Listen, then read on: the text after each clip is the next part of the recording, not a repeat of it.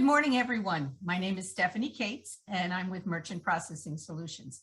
However, today I am again the moderator for the Chamber University podcast.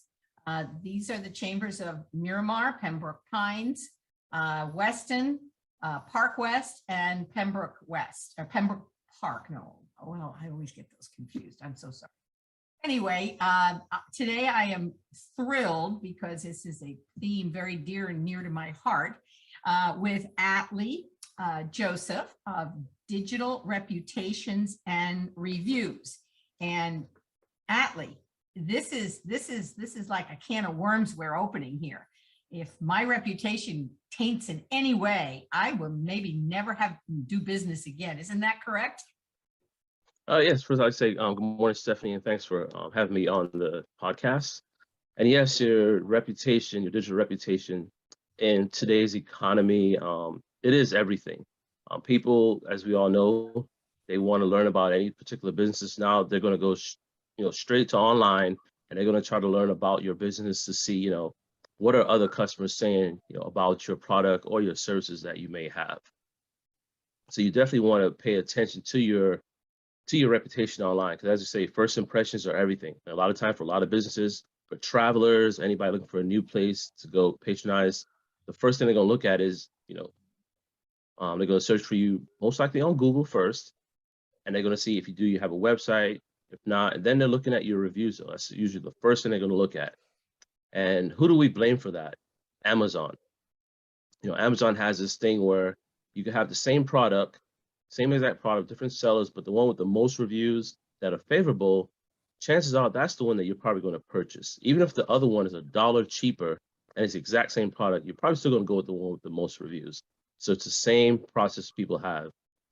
We can thank COVID for that, because yes. No, yeah, I agree with you. I agree. We're much more savvy online purchasers today than ever before. Correct. Yeah, and COVID did that because you couldn't go anywhere, and that was a time for the restaurant industry mainly, because people wanted they wanted to eat out, they wanted to get something different. They were tired of cooking at home. So what did they start doing? I want to go discover a new restaurant. So they went online. They started looking at reviews, and reviews was everything. As a digital marketer, I had a lot of clients that was reaching out to me towards the middle of the pandemic and asked me, hey, AJ, do you know anything much about, the reviews? And I'm like, what do you mean about the reviews?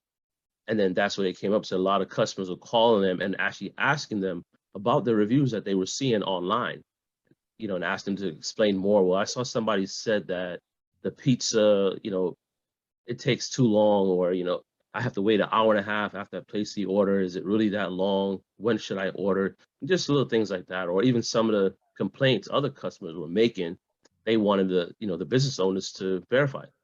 And a lot of business owners, they weren't paying too much attention to their reviews. And for the ones that were paying attention, it was automated responses. And that's why when I come back and I tell a lot of clients, when I'm talking to them, I say, you want to be personable. I don't care how big your business is. I don't care if you have 55 locations, you have to have a manager. Each location has a staff, and you need to designate somebody at that staff that can handle that, whether it's your manager, your assistant manager, the GM, whomever it might be, preferably somebody high up in the food chain. So that way, when you're responding to let's say a negative review, you can let the person know who to contact by name, not just email info@businessname.com. People see that right away and they're just like, yeah, whatever. They don't care. That's just a generic reply. So you really have to pay attention to that. And that all rolls right into your reputation. If you have a good reputation, people see that, they're going to patronize. And what does that equal for you? More sales. Every business that I've been bringing on, I started this, I would say last year, towards the beginning, about October of last year is when I really started paying more attention to the review side and focusing more on it. And a lot of my present clients, I got them on board with it, started getting a lot of referrals, and all the business, everyone, I don't care. I have business from an attorney, barbershops, to a spa, to an online influencer. And the person, online influencer, does have an LLC, created a Google My Business profile for them, got them to start working on it. And every single one of them, I would say they've seen at least a 30% increase in their sales. once they actually started utilizing Google, Yelp, and some other online review sites, because again, that's where people are looking. People can look, they see it, they're going to patronize you. Once they see good reviews, they're going to go, even if it's a Yeah, let me referral. ask you a question though, but Mhm. I see these reviews are, yeah, I can hear right now, reviews are important. They can make or break you. I hear that, but you've been talking about reputation. I mean, isn't that what we're really talking about? And I love a quote that you have on your website. It says, "What is your business reputation worth to you?" So explain to us how a negative or a positive review, you just said 30%. Is that kind of what people could look at? I mean, that's money. But what about the Yeah. reputation? Can a bad review like basically kill a business? Yes. Oh, a bad review can destroy a business, but at the same time, it can help a business too. Why What? do I say that? Yeah, Yeah, it can what? definitely help. It can help a business. All right, so there's something I don't want to go too much into this. This is a whole nother topic on its own. It's called your SEO, your search engine optimizations. And there's some businesses out there, they pay a lot of money for their SEO. But me, I believe in a KISS method, keep it, super simple. And with that being said, with Google, when you're leaving reviews with on Google, Yelp, wherever it might be, you're going to use keywords. A negative review is going to be loaded with keywords about your business, loaded. So what do you mean by that? Okay, let's say it's, a coffee shop during, was it pumpkin spice season? They're going to use all those different keywords talking about your business in that bad review. Now, the owner, it comes off, how are you going to respond to that review? So that's why I say you want to make it personal. You respond to that review. You give them a time. You let them know in that review, to follow up with you, and you will make a follow up. Give it about a week or so. They don't respond to you, you come back and you can edit. As business owners, you can edit your responses, and you just add a date and say, hey, reaching back out, have not heard from you, so we can resolve this problem. Now a new person comes along, they see that review, they're going to see the business owner's response, and they're going to see the second response. So right away, as a consumer, I'm going to think, oh, maybe that was a fake review. Maybe that was just a person that, maybe they mixed it up with another coffee shop or whatever it might be. So therefore, they're like, you know what? I'm going to try them out regardless. It seems like the owners, they actually care about, their reputation.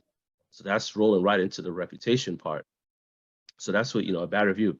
Good reviews, with reputation, you get brand trust, brand loyalty. And that's what you want. Ultimately, you want that brand loyalty. So once you've been patronizing a particular business, whether it's for their products or services, you're already going to know what to expect.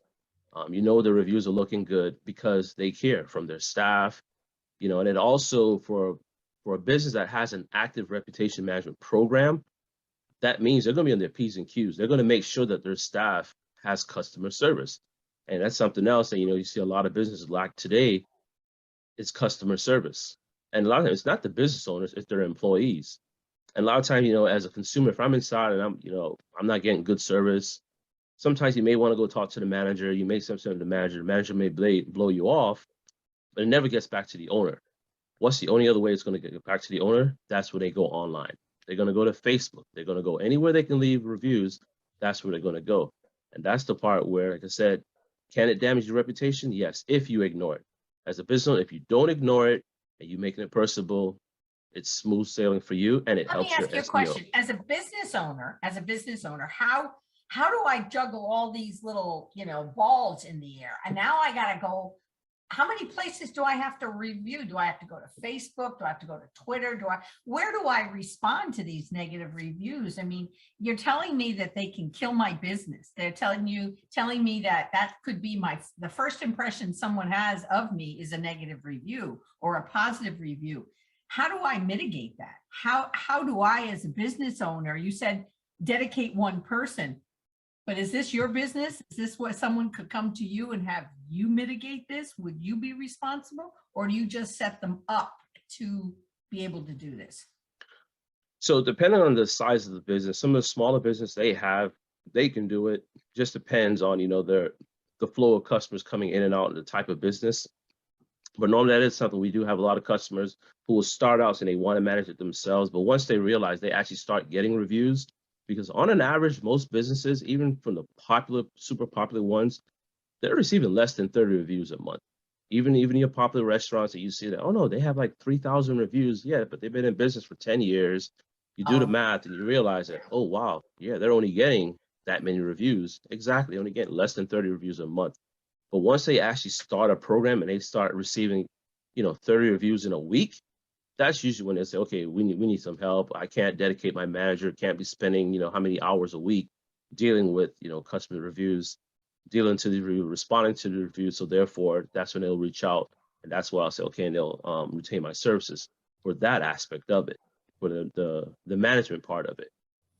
So, but Google, I always tell all my clients, listen, I get if you're an attorney, you like I think it's like AVO. If you're a doctor, if you're in the medical field, they like was it health grades? If you're a realtor, realtor.com or Trulia. If you're cars, they want to go cars.com, Auto Trader. But I always tell them, okay, that's cool. You want to get your reviews there, but where are people going first to find those places, to find your business? They're going to Google.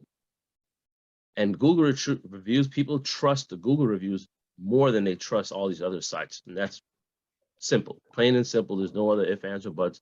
Oh, but Cars has, 2,000 reviews. Google has, 500 of those reviews. They're going to trust the Google reviews because you got to have a Google account. And just like we mentioned a little bit earlier, with Google, there's a little bit more safeguarding in there with that trust. And I mean, again, it's Google, so people trust that more. So that's the part. I agree with you. But, in my field, I have to verify businesses, and sometimes a business will have a website, they'll have everything. And then you go to Google Maps or whatever, and you try to look up and see where they're located, and they don't even exist. I mean, they've got a fake address down there and stuff. And so for me, being a little on the skeptic side, my question is, how many of these businesses that give how many of these customers that give bad reviews might be a competitor or someone like that? How do you mitigate that? People going after you negatively? Well, I mean, yeah, if it's coming in a little bit too often, that's when you'll reach out to Google, and I've had to do that for several customers. And there was a couple where it was actually competitors, and Google has it where it's, okay, what's the one thing when you accept to have Google apps on your phone, what are they doing? They're tracking you. A lot of times you go to your Google Maps, your Google history, you can actually see a thing where it tracks all the places you've been going to.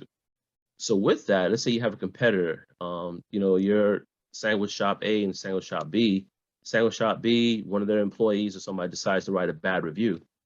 So if Google decides, because you're telling them, listen, I know it's my competitor, you email to them, they can pull up the history of that person that left that review, their location history. And if they've noticed that location has been hanging around that Sandwich Shop B a little bit too often, they're going to know right away, okay, that's a competitor that left that review. So that's why when I tell people, I tell my customers all the time, listen, we all know you can email Google, and sometimes they'll say no, you got to leave the bad review.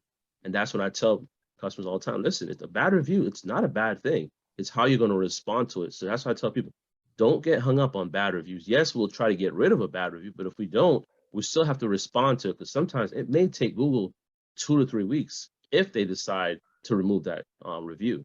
So even if today you see a bad review, you send an email to Google, say, hey, we know this review, it shouldn't be here, blah, blah, blah. It may take Google 2 to 3 weeks to respond to that. 2 to 3 weeks, people looking at your profile, they see that negative review and no response. What is that doing to you? What is that doing to your reputation? What is that doing to your potential sales? You're losing it. You're losing money. So you have to respond to them. And that's why when I tell, a lot of my clients, listen, there's no need. Let's leave Google out of it and let's just respond to it and keep moving. Yeah, you're 5.0, you're 4.0, it's going to take a little drop. But again, once you have an active program and you're getting those positive reviews, it's going to, it's going to get right back to where it needs to get to. So don't worry about it. And like I said, most businesses, yes. Yeah, I was going to say, most of your businesses have probably learned this because with you, but as I'm hearing you talk, what I hear is that if I had a brick and mortar, let's say I was selling ice cream, okay. I sell ice cream, and I paid $6 for a 3-scooper. And literally you give me a bowl and it's hardly above the rim on this 3-scooper. You're like, really? This looks like 1 scoop. I paid for 3. Oh no, that's our 3. And you're like, really? And then you go to the customer, the person up front, you know, she's just, and then you go back and she's like, I'm sorry, but I'm like, but you show this big cup and your picture here shows, I feel a little bit defrauded here. And they say, oh, I'm sorry, did you see her put 3 scoops in? I go, well, 3 little things in, yeah. Well, those are our scoops. And you're like, okay, I'm never coming back here. And guess what? I'm going to destroy your reputation. And then I go to Yelp, and then I go every place I know that you're posting, and I put nasty reviews on it. Now, I've already said something to the customer. If the business owner was there, he'd take it seriously. He might say, okay, let me just reimburse you back on that. But then I'm finding that due to COVID, everybody wants every dime. So they're not even in person, worried about poor employee relationships with the customers. They're allowing mediocre managers to dictate, I guess, regulations or rules or how they're going to interact and how they're going to mitigate a dispute with a customer. And this person is representing you and your money at work with that business. And yet they have no real guidelines on how to do it. I mean, if I'm going to be that mediocre manager and you said to me as the owner, if you give back $1 on an ice cream that's coming out of your salary, I'm never going to give back ice cream. Right. So the question is, I think, and I'm talking about brick and mortar. Right. But what happens in brick and mortar gets disseminated out there online. So just because somebody was here and they weren't shopping online does not mean they're not killing you online. And unless you're on top of your business, like looking yourself up under reviews and putting your business, I don't even know how to find my business. Tell people how they could find their business and any bad reviews that are on there. All right. So, the first place you can go to find your business is go to Google, type in your business name, see if it comes up. Chances are, once you're a registered business in your state, Google will usually make a listing for it. If not, you can create your own listing on Google. You go to the Google business profile. It's called now Google Business Profile, no longer Google My Business. And it would ask you, add a business, and that's where you would go ahead and add in your business. Now, to add your business, you have to have an EIN at a minimum. So that way you can actually, add your business in there, and then Google will go through a verification process, and you have to have a physical address. Now, when I say a physical address, it does not have to be listed on your profile. For instance, if you're a digital marketer, you don't actually have a brick and mortar, it can still be on Google My Business, but for verification purposes, they have to send it somewhere, and it could be your home address. So you don't have to worry about it being displayed, because I've seen that a lot with a lot of people. Hey, I don't have a physical location. It's okay. That's just for verification processes. And you can mark private when you do it. And then from there, if you're worried about, let's say, Yelp or health grades, wherever, you just go in there and you just claim your profiles if they're not already there, or you just create them. So it's really simple. It's not too hard to do at all to find your own businesses. And then there's also the part about updating your profiles. Like Google, I would say within the last year or less, they have a thing now where every few months, just depends on your business. Some business owners, I'm finding they have to do it every month. Some of them have to do it within like 90 days. You have to go in there and actually update your profile. When you don't update your profile, another problem a lot of businesses have is that, hey, people are leaving reviews, but they're not showing up on Google. That's just something Google does with their analytics.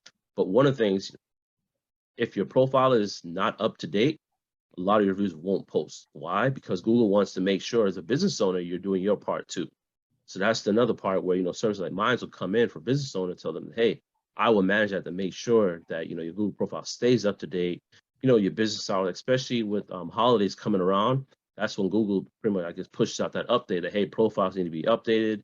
And it's just their way of actually trying to, help the business stay up to date, in other words. Yeah, I mean, if there's businesses that I go in and I click on the phone number, or you call the phone number and it's not active anymore, or the business is still there and the website says, sorry, it's moved or whatever. And you're sitting there going, well, this is not good.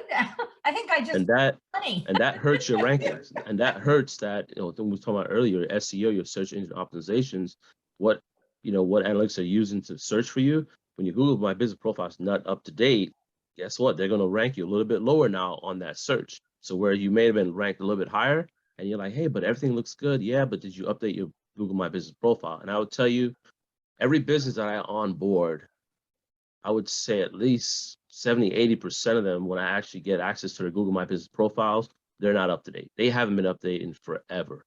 And a lot of it is because the owners never knew they could update it.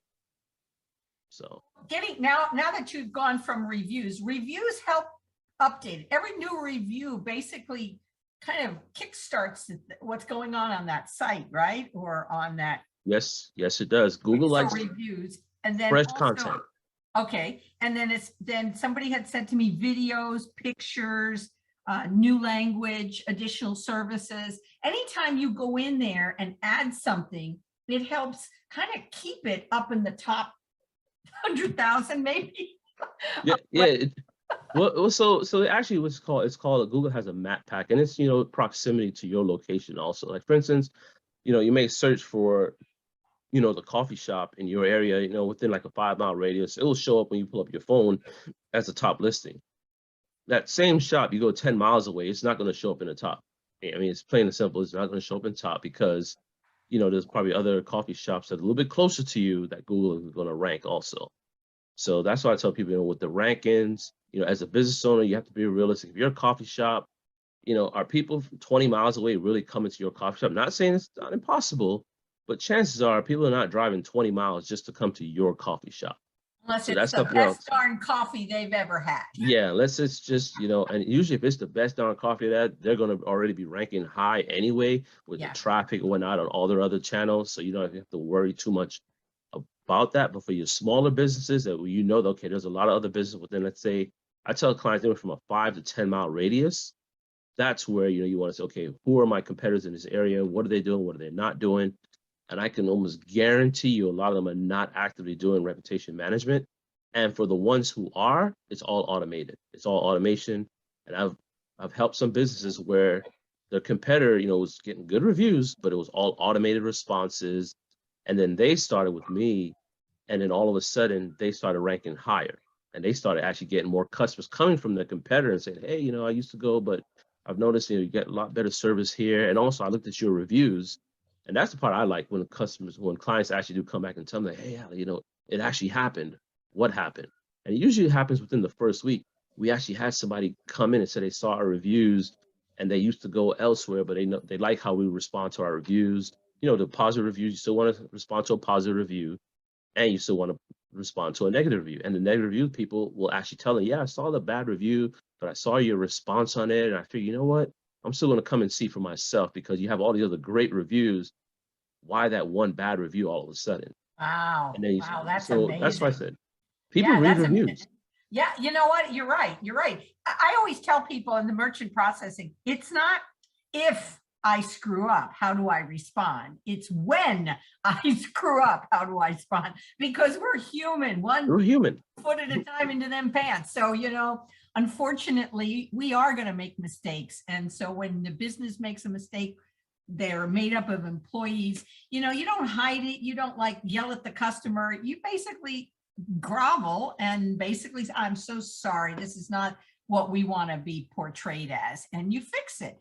But there's so many arrogant people out there that just well, that's the way we do it around here. And and those are the types that, there you go. They will be closed. It's the age old, that basic thing in marketing. I know when I first started my first job, back in high school, it was at Office Max. And, I remember the first thing the manager told me was the customer's always right. And I'm like, yeah, but the customer's always right. And in a way, yes, we all know sometimes the customer's 100% wrong, but as a business owner, again, you're looking at your reputation that you have to manage, you have to stand by. And that's what he said, okay. And, you fix the problem with that customer. And a lot of times that same unhappy customer, once you fix the problem and they come back again, they're going to be a lot happier. And they're going to know that, wow, inside people know, they're going to know wow, they really went way above and beyond, and gave me something and actually went along with me just to please you or whatever it might be. And it's not something to worry about. Oh, well, you're going to have a lot of other customers coming back and wanting the same service or wanting that extra scoop of ice cream just because the cup didn't look, as full as the person wanted it to look or whatever it might be. So, I got to tell you, and that reputation, if you were to tell me, I don't know, 5-10 years ago about Walmart, I'd call it Wally World as usual. And I would have said, I'm not going there. Those are crazy people in there and they're so nasty in there. Well, by gosh, they've really changed their reputation. I mean, we've taken back a product that was actually open, but realized it just didn't fit. And there's not even a question. Do you have your receipt? No. Okay. We can only give you store credit. Oh, that's fine. Boom, boom, bun. And you say to yourself, wow, you know, I'm fighting for a 3 scoop in a fairly, and these people made so much money, Walmart. And now I actually don't mind going there to buy stuff. I believe that they have my back. I know that sounds crazy because a lot of people have negative connotations about Walmart, but their customer service has changed a lot, which has changed my overall perspective of that company. Is that kind of the logic behind good reviews and good customer service? Oh yeah, I mean it definitely is. Something something else. I look at a lot of different websites of people who are considered authorities in the marketing, online, digital market, whatnot. And when they talk about the power of reviews, they'll tell 70% of consumers, they need to read reviews before they'll even trust a business or even decide to want to go there. And then out of that 70%, just depending on where you're looking at, it's going to be in the high 95% of them will actually just make their decision on those reviews. Simple, plain and simple. So when you have 70% of people, it's going to go out to a new business, and a lot of times you even have repeat customers. And I see it in some of the local groups on Facebook where I'll see repeat customers for a certain business. Say, hey, I haven't been to, this Italian restaurant in ages, but I was checking out the reviews, and oh my gosh, their reviews have totally went down. Like, can you guys give me a little bit more input about that? And then you have other people commenting and saying that, yeah, service really went down, change of ownership, change of management. And right away you realize it. Well, okay, well, I'm not going there. I'm gonna go find another restaurant to go to. And that's all because here's the person that used to go there, but they still went back and checked out the reviews. And that's why I tell you, your reputation for your business, especially if it's a business that you're taking over. You want to make sure that, okay, was it a good reputation? What were they doing to have a great reputation? And that's where another restaurant that I brought on board, they purchased it from someone else, and that someone else did not even have a reputation management program. They started one, and then the old owners, they were actually still going to the restaurant because they're still there. They're retired, and they were asking like, "Wow, you're getting a lot of new customers in here." And I was like, he was asking me like, "How is that?" Like, easy, you're using reviews. So before, their old clientele was a lot of because this restaurant been around for like 20 years, was just a lot of the customers they've been had, but they weren't really getting new blood in there, new customers in there. But once, he started an active reputation management program, guess what? Now you have all these people who are looking online, they started getting a lot of new customers in. So that was something that was really good for them too, with Wonderful. the reputation piece. Well, that's wonderful. Well, Atlee, our time is about up now. Could you tell people, do you give free consultation? Yes, I do. So I do give free consultations. They can reach out to me on my website, digitalreputationandreviews.com, or they can send me a text, give me a call, 754-332-3074. Well, Atlee, thank you so very much for your time. We really appreciate it. And I will be getting this posted out on the Chamber University website very shortly. And I'll send you a copy of it so that you can post it yourself. You've been wonderful to talk to. Thank you for talking to us about reviews and how important they are to the growth of a business. Thank you, Stephanie, for having me. Great day now.